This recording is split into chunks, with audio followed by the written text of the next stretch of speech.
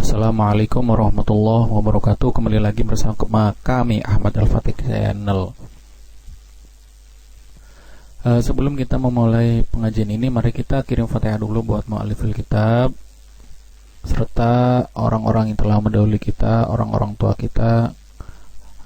Semoga ilmu kita diberikan kemanfaatan oleh Allah Subhanahu wa taala. Fatihah.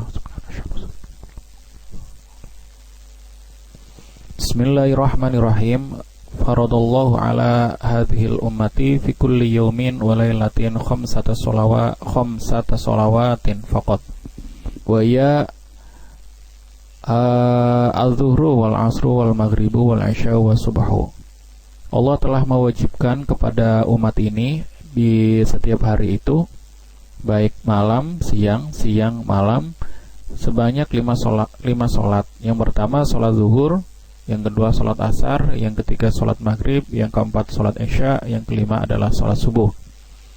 Wala tajibu illa ala muslimi al-balighi al-aqili wat-tahiri minal haidi wan nifasi ba'da dukhuli waqtiha. Tidak diwajibkan, salat itu diwajibkan hanya atas orang yang muslim, yang baligh, berakal, suci dari haid, nifas, serta setelah masuknya waktu. Walikulli sholatin minha waktu mahdudin. Dan setiap sholat itu memiliki waktu yang telah ditentukan, waktu-waktu batasan waktu melakukan sholat. Fa waktu zuhri min zawali syamsi an wasti samai ila ayyazida dhillu syai'i ala mithlihi ba'da dhilil istiwa. Sholat zuhur itu mulai dari bergesernya matahari dari tengah-tengah langit atau waktu istiwa sampai bergeser sedikitnya bayangan atas kayu yang menjadi contoh ya, yang menjadi yang menjadi patokan gitu. Jadi kayu menjadi patokan, ditancap terus menimbulkan bayangan sedikit ke timur ya berarti ya. Nah, itu masuknya waktu sholat zuhur. Ba'da dzilil istiwa, setelah bayangannya istiwa. Wa waqtul asri minaz ziyadati ala dzilil misli ila ghurubi syamsi kulliha. Sedangkan waktu sholat asar itu dimulai dari bertambahnya bayangannya patokan itu. Jadi bayangannya udah sama terus lebih sedikit, itu masuk waktu sholat asar sampai tenggelamnya matahari.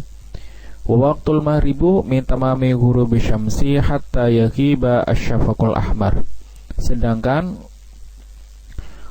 waktu sholat maghrib itu dimulai dari sempurnanya tenggelam matahari sampai hilangnya mega yang merah. Wa waqtul isya min maghibi syafaqil ahmari hatta yatla'a awalul fajri as-sadiqi. Sedangkan waktu sholat isya dimulai dari hilangnya mega merah sampai keluarnya fajar sodik. Wa waktu subahi min tulu'i awalil fajri as-sadiqi hatta yatla'a awalu syamsi. Sedangkan waktu sholat subuh dimulai dari terbitnya fajar sodik sampai keluarnya matahari. Wala qada'a 'alal kafiri idza aslama ilal murtad. Ketika orang kafir masuk Islam atau orang non muslim masuk ke Islam, agama Islam, maka tidak diwajibkan qada kecuali murtad. Maksudnya gimana? Orang murtad itu di masa murtadnya wajib mengqada seluruh sholatnya. Umpamanya dia murtad 1 tahun, maka dia wajib qada selama 1 tahun itu yang ditinggalkan, sholat yang ditinggalkan tersebut. Wala 'alal majnuni wal mughma 'alaihi wasaqran ba'da suhuwihim ila idza ta'addu bidzalik. Tidak mengqada orang yang gila di masa gilanya dan orang yang ayan serta orang yang mabuk, kecuali setelah jelasnya atau sembuhnya mereka. Ila idza ta'adu bidzalik, apabila mereka itu sengaja untuk untuk gila atau sengaja untuk mabok, maboknya itu sengaja gitu. Itu diwajibkan untuk mengkodok salatnya. Wala ala sogiri idza balagha wa yajibu 'alal abai wal ummahati ayyamaru auladahum bis salati inda sab'i sinina wa yadribuhum ala tarkiha inda 'ashrin. Serta tidak mengkodok juga anak kecil ketika sudah mencapai umur baligh, tetapi diwajibkan atas orang tua, baik ayah ataupun ibu, untuk memerintahkan anak-anaknya untuk melakukan sholat ketika setelah sampai umur 7 tahun. Dan ketika menginjak umur 10 tahun, anak itu masih meninggalkan sholat, maka orang tua diperbolehkan untuk memukul anak tersebut, tapi dengan syarat ghairu mubarrihin, atau tidak menimbulkan bekas luka atau kecacatan, ya, tidak berlebihan. Wal afdalu ta'jilus sholati fi awali waqtiha wa yajuzu ta'khiruha an awalil waqti walau bila udhrin bisyarati ayyazama ala fi'liha qabla khurujil waqti. Yang lebih utama itu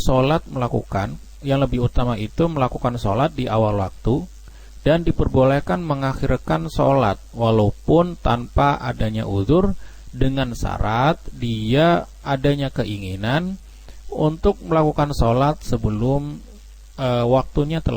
sebelum waktu selesai, atau sebelum waktu sholat itu selesai. Wa mithlu sholati fi dzalika baqiyatul furudi al-muwasa'ati kal haji. Hukumnya seperti halnya sholat tentang mengakhirkan atau mengawalkan itu seluruh komponen-komponen ibadah, seperti halnya haji. Wa yajibu ala syakhsi inda awali bulughi ayyazama ala fi'li jami'il wajibati wal imtina'i an jami'il muharramati. Diwajibkan atas seseorang ketika awal balighnya untuk azam atau berkeinginan atas melakukan seluruh kewajiban-kewajiban dan mencegah seluruh keharaman-keharaman. Wa man jahada wujubas sholati alaihi minat taklifi fahuwa kafirun murtadun. Seseorang yang tidak mengakui kewajibannya sholat, maka hukum dari orang tersebut dihukumi kafir atau murtad. Wa yuqtalu kafiron illam yarji' ilal islami wala yusalli alaihi wala yudfanu fi quburil muslimin fa illam yajhad wujubaha. Nah, ini bentar ya. Apabila seseorang itu kembali kepada Islam, apabila seseorang itu tidak kembali kepada Islam, tidak mau kembali lagi tidak Islam, maka ketika meninggalnya tidak disolati, tidak dikubur dalam kuburan atau di kuburannya orang-orang Islam. Fa illam yajhad, dan apabila dia itu tidak wujubaha wa akhiruha an waqtiha bila uzrin fawa mu'minun fasikun lakinnahu yuqtalu bisyurutin madhkuratin fil mutawalati. Apabila dia tidak dan apabila dia itu masih mengakui kewajiban sholat, gitu maksudnya, dan mengakhirkan sholat dari waktunya dengan tanpa uzur, maka seseorang itu dihukumi mukmin tapi fasik. Tetapi seseorang itu dibunuh dengan syarat-syarat yang telah disebutkan dalam kitab-kitab, penjelasannya lebih panjang lah ya. Jadi maksudnya gimana? Dia meninggalkan sholat tapi tetap mengakui sholat itu wajib gitu. Meninggalkan sholatnya dengan tanpa uzur, maka seseorang itu dihukumi mukmin tapi fasik. Dan bisa dibunuh, tapi dengan syarat-syarat tertentu yang disebutkan dalam kitab-kitab yang lebih panjang penjelasannya, gitu maksudnya. Jadi bukan mengakhirkan sholat tapi dia tetap sholat gitu, tapi meninggalkan sampai mengakhirkan sholat sampai dia itu keluar dari waktu sholat. Wala tasqutu as-sholatu an ahadin walau ishtadda alaihi al-maradu ila idza ghaba aqluhu bi ghairi ta'ammudin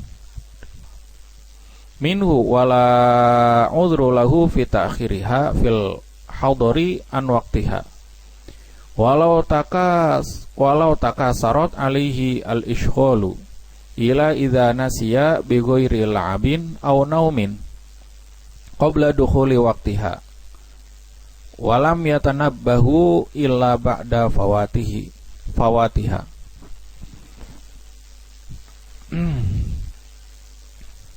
Kewajiban sholat itu tidak akan pernah gugur, tidak akan pernah terlepas dari seseorang walaupun dia itu dalam keadaan sakit yang parah, kecuali ketika akalnya itu hilang dengan tanpa sengaja.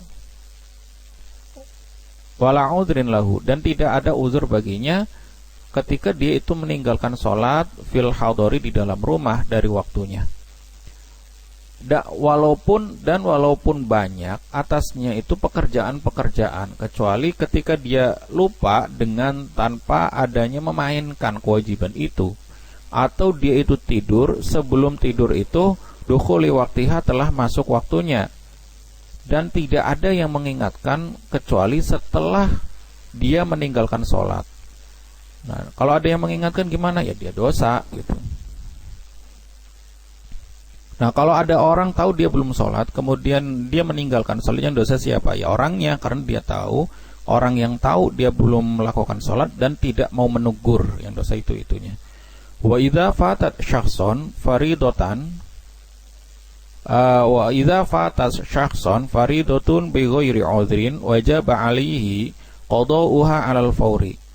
Nah, ketika seseorang meninggalkan suatu fardu dengan tanpa adanya uzur, maka wajib atasnya melakukan qada seketika itu. Wa in fatatuhu bi udhrin wajaba 'alaihi qada'uha 'ala tarahi wal afdalu lahu al mubaddiratu bi qada'iha. Apabila seseorang itu meninggalkan sholat dengan adanya uzur, maka wajib atasnya melakukan qada 'ala tarahi secara diakhirkan, tidak apa-apa. Wal afdalu, tetapi lebih utama untuk melakukan qadanya itu seketika itu, ketika meninggalkan. Mungkin cukup sekian untuk pertemuan ini.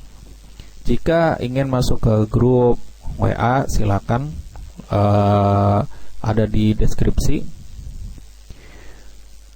Dan kritik dan saran sangat kami butuhkan untuk memajukan akun kami. Walafu minkum. Assalamualaikum warahmatullahi wabarakatuh.